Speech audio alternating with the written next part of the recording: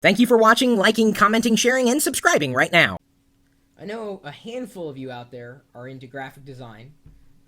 You love creating images on your own, and if you are one of those people, you probably have some kind of graphics tablet. Over the years, I've only owned one, and I don't use it all that often. This is a Wacom Intuos 3 graphics tablet. Works with both Mac OS X and Windows, at least that I know of. I don't really use it a lot. It's a little too graphic for me. I like the tablet part. It's just too graphic. I don't get into drawing that way over a tablet. I'd rather sketch things out on my own. And maybe it's the case that I just don't have the right tablet. That's fine, but I'm just not going to spend a lot of money on it because I'm not a graphic artist. I'm not a designer. I'll be more than happy to pass along this top 5 list submitted by Mahid, and at least I think that's how you say his name, from the UK, and he apparently goes by a much larger handle on geeks.pirillo.com, Mahid OSX786. I'd assume that would be OS 10, but I didn't want to throw off the handle in case you were searching for it. He said, "I've realized you've not done a top 5 list for quite some time. So I thought I'd share my top 5 tips when buying a graphics tablet." Sorry about the bad English and grammar. And by the way, I appreciate you noting that up front. He said, "I'll keep it short in no particular order. 1. Size can seem a major issue when purchasing a tablet, but I can assure you bigger is not necessarily better.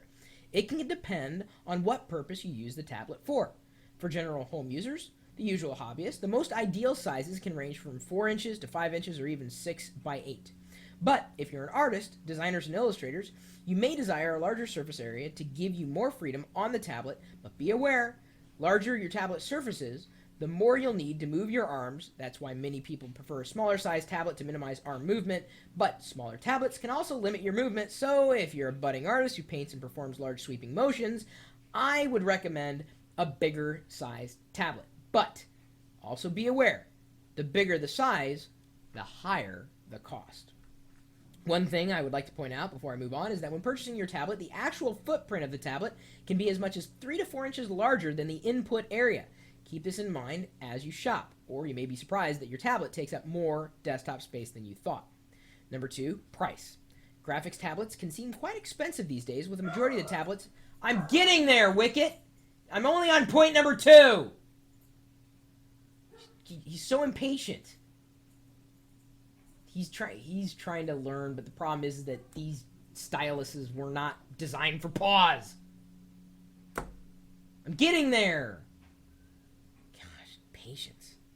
However, manufacturers are beginning to offer tablets aimed at the home user. These tablets are generally priced around £100 mark or less, though they lack some of the professional features of the more expensive tablets. In general sense, you get what you pay for. So £100, that would be in US dollars, probably about $5,000 with the rate of inflation in the state of our economy today. Run, Paul! Sorry. Number 3, I told you I was getting there, stylus or pen. Most tablets provide pens, which are generally comfortable to use, but before purchasing your tablet, check if the pen takes batteries, as this can make the pen heavier, making it feel very bulky, and you may start to feel that bulk, that weight in your wrist. This particular stylus does not take batteries, by the way. Just not like you cared or anything, but this one doesn't, and it's very light. Number 4, learning curve. I've been using a graphic tablet for 6 months, but have only began getting used to it. To all who want to buy a tablet, it will not necessarily make you draw better. Yes, you can adjust the tablet's sensitivity to suit your drawing style. Best, for example, if you're spending your time sketching, you may prefer to increase the pressure to give more natural sketch strokes, but for painting, you would want much of a smoother line, so you might decrease the pressure for smoother lines. But, in fact, for me, drawing on a tablet was much harder than drawing on paper, so I advise you to learn to draw on paper, then move to digital. But if it's generally Photoshop retouching or in other media-related actions, you should be just fine. The best tip I can offer is to practice, practice, practice. Number 5, finally, driver options. All tablets require drivers, so you want to make sure that your manufacturer provides a driver that is compatible with your operating system. You might want to look at what kind of features are provided in the driver software for this tablet you're purchasing, as the driver controls many aspects of how the tablet functions. For the higher priced tablets, you may be offered much advanced features and capabilities. A good example of what features you might expect in the high-end tablets is the ability to map certain areas of a tablet to the portion of the screen. You'll also likely find features such as menu strips, tool customizations, application settings, tilt sensitivity, and so on. So it's always worth it to look to make sure you get the best for your money. That's my top 5 tips. Hope it helped. If not, I'm sorry. Actually, it did help a lot. We've never covered tablets. As I said, I've had this one for so long. I just never really never use it. I may need to use it at some point. I don't even know if I could plug it into a Mac and have it work right away. I don't even know if I've got some kind of application that could... do I have any painting application on here? Well, I have Microsoft Paint through VMware Fusion, but I don't even think I've got like some kind of drawing. Wait, do I have Draw? I don't even think I've got any apps that can help me draw. I don't have Photoshop. I don't have the GIMP installed. Art? Anything arty? No, I think I'm out. I don't have anything on there. Everything works on a Mac? I don't know. I can't say if it does or not because I have no ability to interface with the... Oh, I guess I could try this one over here. Give me a second. Sorry, I'm gonna put it to the test here. The driver options. I'm gonna plug this end into my USB squid, which I have for such occasions. Oh, the light powered on, so I know I've got power at least. Let's bring the stylus over here. Let's open up. I know I have some painting apps. Let's try Sumo Paint. I think I've also got like some kind of drawing apps. Let's try that one too. This Sumo Paint is actually a web site, but whoa, it does work. Check this out. It did work. Okay, let's see if I can. No, I can't flip it over to erase it. Okay, so ignore this part up here. Let me drag this up here. This is kind of neat. Let me give it a shot here. So it's been a while since I've drawn, but it seems that the since it's also the mouse, so I've got to be very careful. So it's going to be moving around. So I'm going to move the cursor over here. Actually, let me change the size a bit. Let's go to the ink tool. How big is that? That's a pretty large cursor. Diameter 10 pixels. Yeah, that's fine. Brush shape, round, mode value, mode normal. SumoPaint.com is the app that I'm running right now. It's like Photoshop in the web browser. It's kind of neat. Okay, I'm going to try to draw my caricature here. I'm probably really going to mess it up too. Okay, I start out with my nose, and it's a lumpy nose. Then I usually draw the dividing line between my glasses. And then for some reason, my glasses always slope down. And I think it's not helped by the fact that I haven't used a tablet in forever. Then I draw in my eyes. And then sometimes I'll go in at this point and like kind of do some up and down squigglies. Those are my thick eyebrows. See, can you guys getting that? Here, let me zoom in a little closer, see if that helps. Does that help? Okay.